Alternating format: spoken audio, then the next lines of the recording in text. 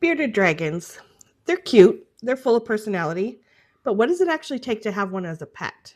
That's the rabbit hole I went down this week, and a few things I figured out actually surprised me.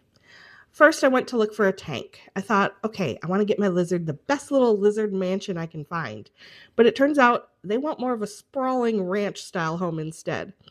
So now, as I rethink where in my house I could even put this long, wide desert oasis, I did find a good option with its own stand and sliding front doors, and I'll link that below. And FYI, for a real forever home, you're looking at something in the 70 to 120 gallon range. Second, and this is where that tank size and shape really matters, is the heat and UVB setup. Yes, you need both.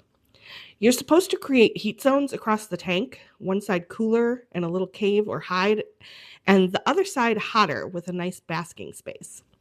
So you're going to want a proper heat setup and a UVB light that actually covers the tank. Third, nighttime is actually pretty simple. You can shut everything off.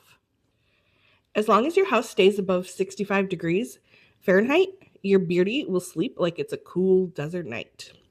Fourth, this one surprised me a bit.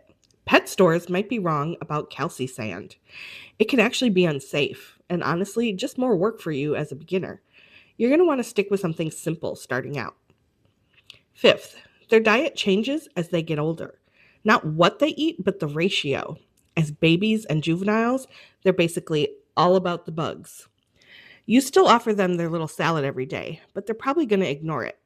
Then as they get older, they switch it up and are like, actually, I'm mostly vegetarian now.